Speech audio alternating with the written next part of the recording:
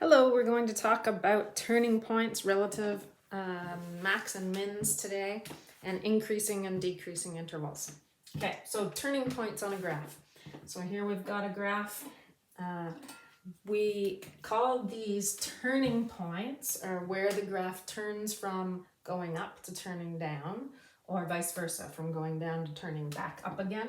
So turning points here would be at the top of this and at the bottom of this. Now we also call these minimums and maximums, but they're not the full minimum and maximum, because you can see this graph goes on forever up here with that arrow. So the maximum is going to be infinity, and it goes forever on this arrow. So the minimum is also going to be negative infinity. However, we have what we call a local maximum here. So a local maximum, or a relative maximum, is another term you might hear it called. They both mean the same thing. And that means in that general vicinity, that's the maximum point. It refers to a turning point. Then you can probably guess this one's going to be called a relative minimum or a local minimum. Okay, so within that general area, that's the lowest point on the graph. Okay, so local minimum or relative minimum. Okay, so this is, let's look at this example. F of x equals negative x cubed plus 3x squared. So we've already talked a lot about the leading coefficient and the power. So our leading coefficient here is negative. It's negative, which means there will be a reflection in the x-axis. Okay, and the power of this polynomial function is 3. So we know that it will either go like this, okay, as a polynomial of 3, or like this. So think about which one would have a positive leading coefficient. That would be this one, and therefore the negative leading coefficient. So this graph's going to look something like this. So let's get our graphing calculator out and take a look. So we go to the graphing part of our graphing calculator, and we're going to actually graph this guy.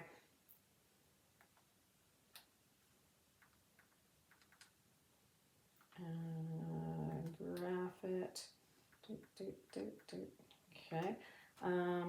We've got negative x to the power of 3.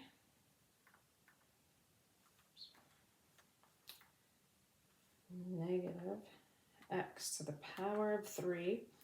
And then make sure the next part doesn't go in your power. It comes down to a plus 3x squared. Okay, so that graph looks, maybe you can see it there. Okay, so there we have it.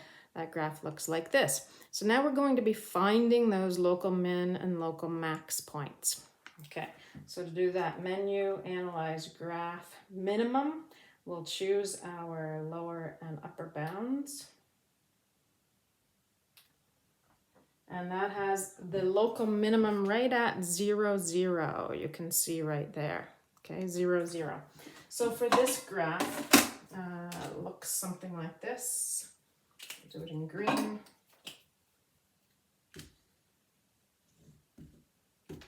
And this point right here actually goes through the origin, so 0, 0. Okay, so that's our local minimum. Now let's find the local maximum. So again, menu, analyze graph. We're going to find a maximum this time.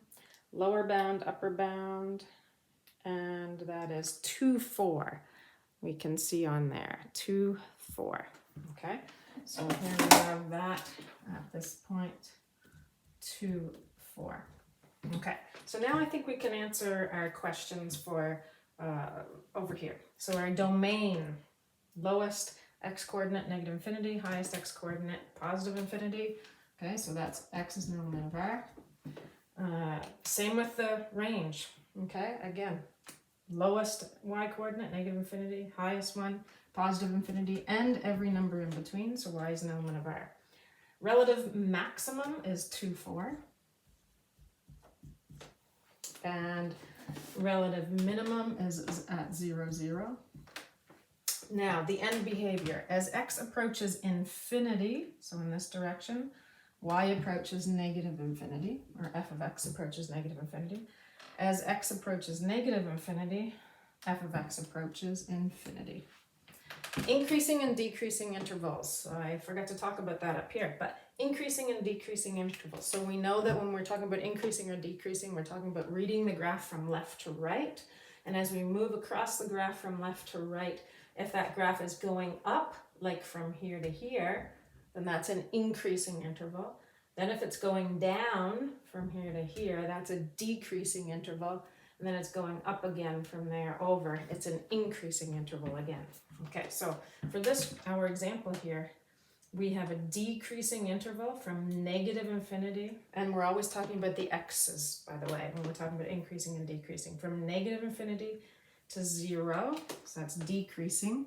So from negative infinity to 0, and then from 0 to 2 on the x-axis, it is increasing, so from 0 to 2, and then from 2 to infinity, it's decreasing again. Okay, so that's those intervals. Notice these are not ordered pairs. These are ordered pairs. That's a point on a graph. These are not ordered pairs. They're intervals. They're represented in a similar way, though. There you have it.